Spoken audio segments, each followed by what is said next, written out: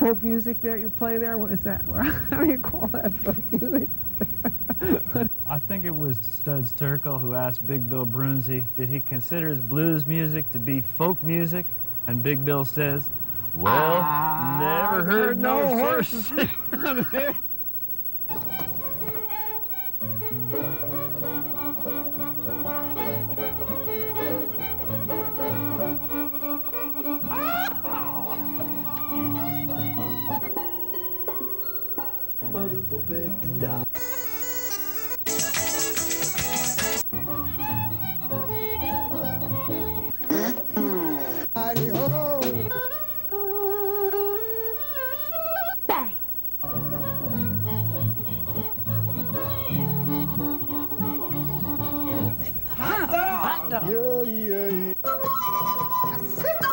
Don't hesitate. It could be your ticket to a new tomorrow.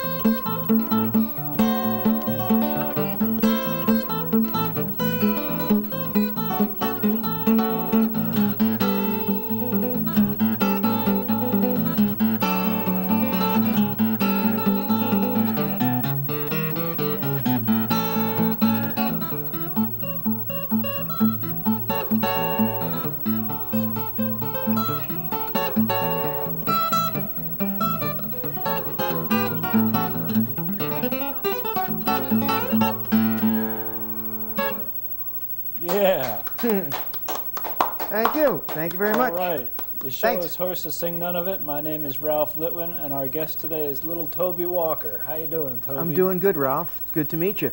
What's the name of that tune? That is an instrumental that I wrote. It's called Swing Bean. Swing You know, if you're hungry, you can either have string beans or you can have swing beans. Well, that's Swing Bean. That gave me the impression of a Speedy West Yeah. Well, type number. Well, Western swing was a big influence at times. You know, listen to Bob Wills and those guys. So all that little, you know, that all had that influence in there. Where'd you grow up listening to that? In the land of the blues, Long Island, New York. It's kind of funny, but just, you know, the blues was as close as the record store, you know. So I just started listening to the Yes, Rolling indeed. Stones, and that started getting me into deeper blues and deeper blues and deeper blues until I started finding out all the old acoustic guys, and I started listening to them a whole lot. Why don't you give us another number? Sure. This song that I'm going to play, I went down into Mississippi. Actually, I spent a whole lot of time traveling around through the Deep South, hanging out with people like Jameson Thomas, Eugene Powell, and Jack Owens. And I was in Leland, Mississippi, and I was hanging out with a guy named Jameson Thomas, and he taught me a song called Beefsteak When I'm Hungry. And all the guitar part I'm going to play is what James showed me. And then the slide guitar part I'm going to play, I recorded this with the guy Bob Margolin of the old Muddy Waters band. And Bob did the slide parts, which are very reminiscent of Muddy Waters. So I'm just going to combine the whole thing together. So this is Beefsteak When I'm Hungry.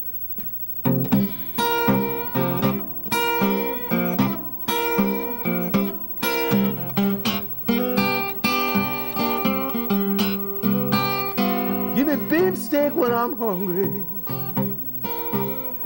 and give me whiskey when I'm dry. Give me beefsteak when I'm hungry, and give me whiskey when I'm dry.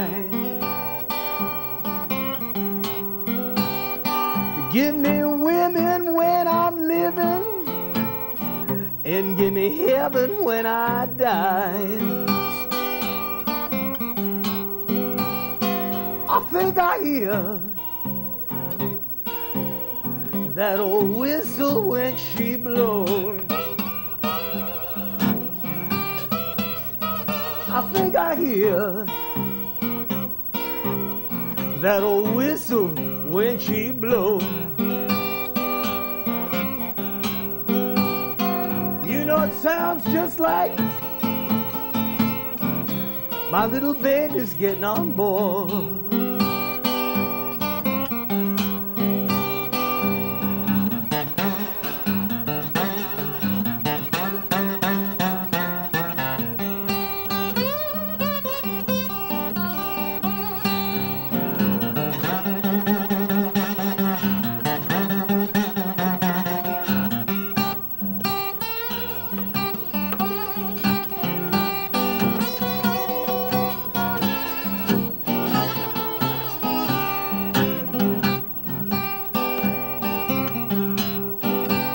Give me beefsteak when I'm hungry,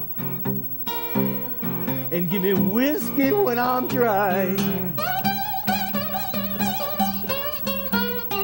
Give me beefsteak when I'm hungry, and give me whiskey when I'm dry. Give me women when I'm living, and give me heaven when I die.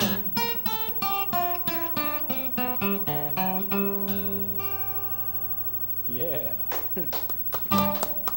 Thank you. All right. Thanks. Thank you very much.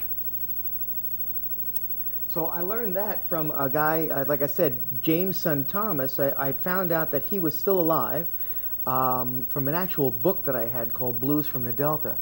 And I just went down into Leland, Mississippi, and I looked for the guy, and I found him. And I mean, it wasn't too tough either. You know, it was just going into the main part of Leland, which is, the main part of Leland is about the size of this studio. So it wasn't too tough to try and find where James was hanging out. And he was actually hanging out at an old chicken joint. So, because when I got to the chicken joint, he wasn't there, but they gave me directions to his house, and they said, just go to this house, that you make a right where the old water tower is, and you'll see this big white Cadillac pulled up in front of the house. And I looked at it and said, what's this guy, I thought he was poor, you know, he has a big white Cadillac, and the guy turned around and he says, well, it hasn't run in 15 years. It was just sitting in front of his house. So that's what I found him, and he had taught me a bunch of things, but he also taught me that to sound as much like yourself as possible. So it was a valuable lesson you learn from some of these guys. Cool. Yeah. True life stories. True life stories, yes, yes. They don't get any truer than that. So let's see now. Any other questions you got for me? Nope. No? Oh, this is one of those I'll think of the question and answer it type things? All right. Okay. So, Toby. What would you like to tell us? Oh, I'll talk about this next guitar here. Do something like that. This guitar here is a National steel guitar, and it works wonders with cameras, because I could just basically throw all the cameras completely off in the room. But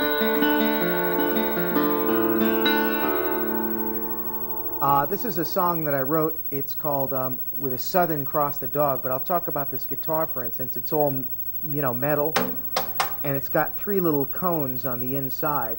I don't know if you can get a close-up at that thing, but there's 3 cones on the inside of this thing, and the strings come down, and they create a lot of tension, and it resonates. It's called a resonator guitar. The song I'm going to play is called "Where the Southern Cross the Dog." It's in reference to an old historical story where a man named W.C. Handy, around the turn of the century, was waiting for a train in a station called Tutwiler in Mississippi, and it was in the middle of the night, and all of a sudden he starts hearing the most eerie sound coming from around the little depot, and it was a man playing a bottleneck guitar. Of course, he didn't know it was a bottleneck guitar. The man was holding a knife and playing it against the strings, and he kept singing this song about "Where the Southern Cross the Dog, where the Southern Cross the Dog."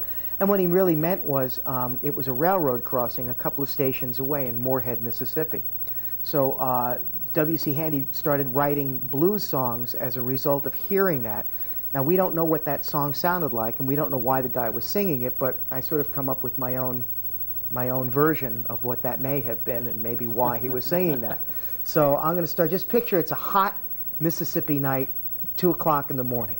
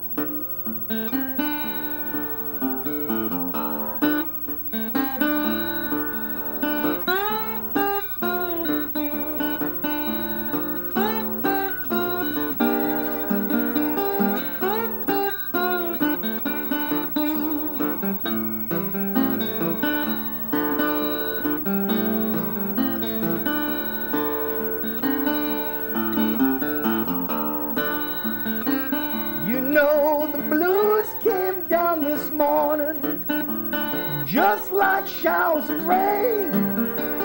Now I'm alone, far from home, and I'm waiting on a midnight train where the Southern Cross the Dog.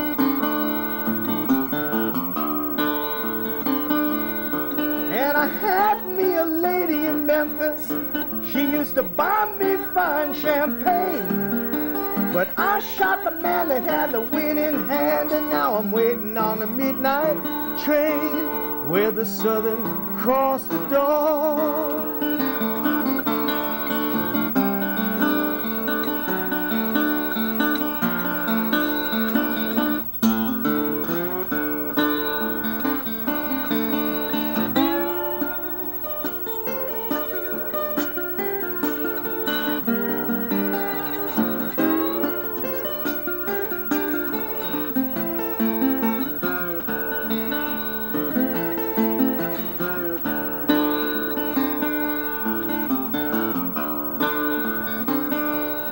Well, I had me a diamond watch piece.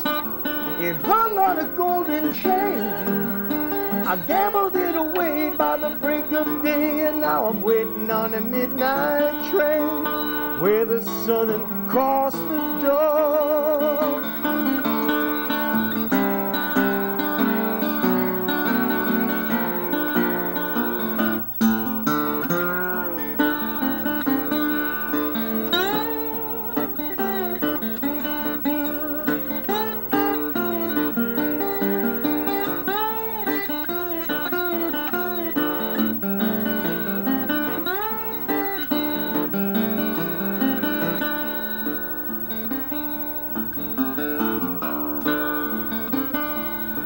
I tried to drown away my sorrows. I tried to drown away my pain.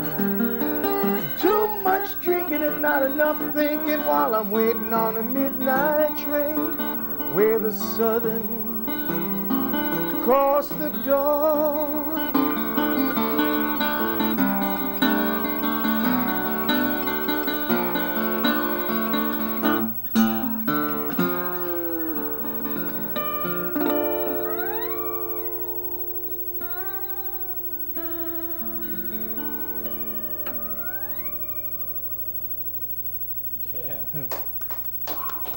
Thank you. All right. Thanks. Let's tell folks how they can get more information about your recordings and your touring schedule. They can they can email me at ltw@littletobywalker.com. And once they email me, they can I can answer their emails if I happen to be near a computer or somebody that has a computer. But I will be more than happy. Actually, I'm going to be moving to northern New Jersey, so I'll probably have access to all those things a lot easier than I do now. But ltw@littletobywalker.com. And they can also look for information on your recordings at littletobywalker.com. By strange coincidence, yes. littletobywalker.com would be the website. Yes. All right. Yeah. What you got for us now? This is a tune that I was tooling around through Virginia, just over the North Carolina border, and I heard about this guy named Turner Fodrell. Turner Fodrell owned a store, and Turner, I heard, was a great guitar picker, and I wanted to visit him and see what I could learn from him. And I called him. I told him I was going to be coming. I was on the way. And it was funny because when I got to his store, I had this old beat-up guitar case, and I came walking into the front of the store with this old beat-up case, and he was sitting behind the counter, and he just looked at me as I came in. And he may have thought something else, because he got up and went up to the cash register and opened up the cash register, taking the money out of the cash register and putting it in a brown paper bag. And I'm standing there with the guitar case in my hand. You know, I'm not the sharpest tool in the shed, but I figured maybe he got the wrong impression. And, and he was just, you know, sort of look, and I thought, well, wait a minute, I'm Toby Walker. I came to visit you. And he says, oh, I know. And he keeps putting money in the bag. And then he pushed the bag across the counter. He says, just take this for a second.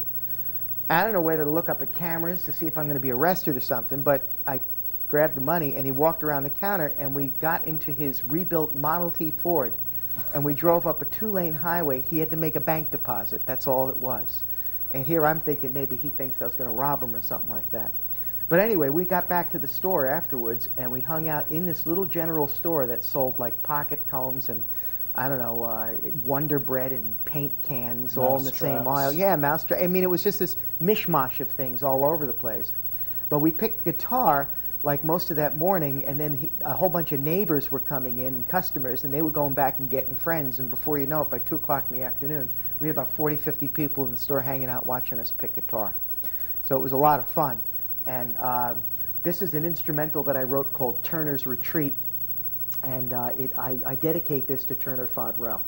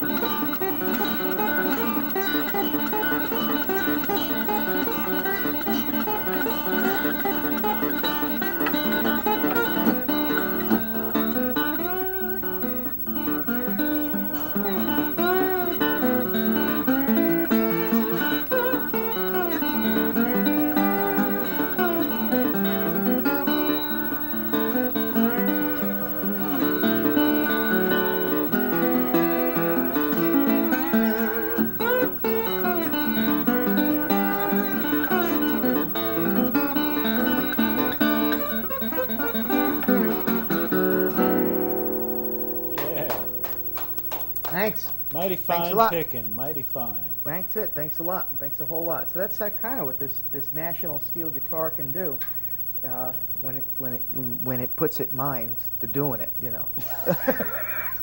Where did you say Turner lived? Turner lived just over the North Carolina border in Virginia, about in the middle of the state, because I remember I was coming up from Durham and Winston-Salem area, and I crossed over North Carolina into Virginia, and that's where he was. And I forget the exact name of the road. It had a number. That's all I know. There was a number to it. There's a, I spent some time hanging out and trying to figure out a lot of these old blues songs. One of the guys that I really enjoyed listening to way back when was a guy named Charlie Patton. And Charlie Patton was he lived on a plantation, but he never really did any work because he had a talent, you know. And a lot of people think, I think it was his guitar playing that it was talent, but I think he was more, he had a talent for living off of women that would support him. So, but he had this song called Pony Blues, and the original way he did it is just like,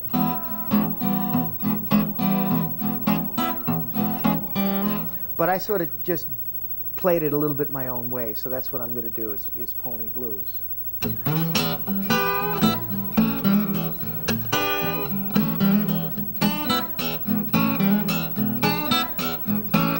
I'm gonna hitch up my pony, saddle up my black mare. I'm gonna hitch up my pony, saddle up my black mare. I'm gonna find that little gal in the world somewhere.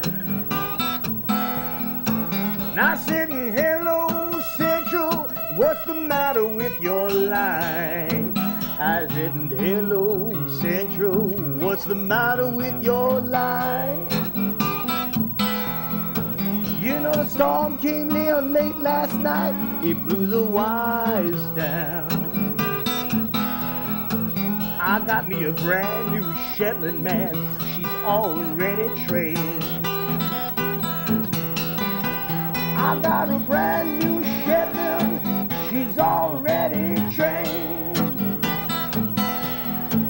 Yeah, and I hop up in the saddle and I pull up on the reins.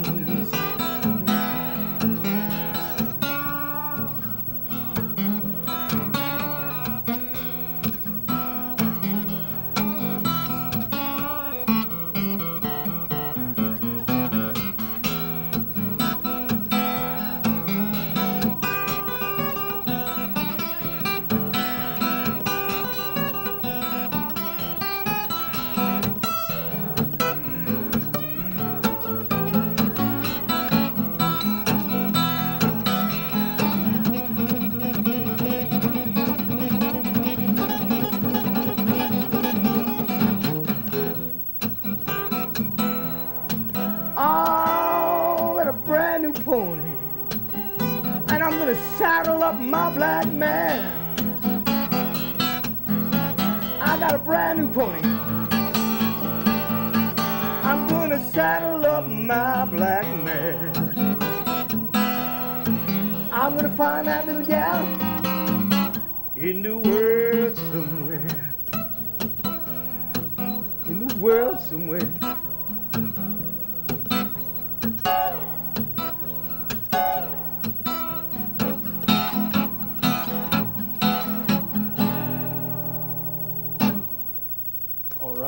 All right. Yeah. No, it's just a... Yes, sir. But I think I kept on saying about doing things a certain way. One of the things that I learned from a lot of these people down south was that they did songs in their own way. And the guy named Eugene Powell told me to do that. He said, Toby, learn from us, or learn from me, he said, and then do it the way you can do it. So that's what I want to sort of like do as the last song here right now. This is an old traditional song called I Know You're Rider. But a lot of my influences weren't just old blues guys. They even were jazz guys, and they were even rock and rollers like the Allman Brothers. So this is my way of doing I Know You're Rider.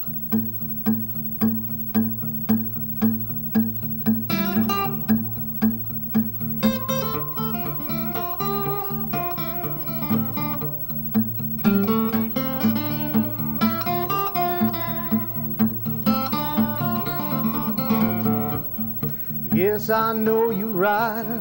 Gonna miss me when I'm gone. I said, I know you're right. I'm gonna miss me when I'm gone. You're gonna miss your daddy from rolling in your arms. I laid down last night, I could not get my rest. I laid down last night, I could not get my rest. My mind kept wandering like the wild geese in the west.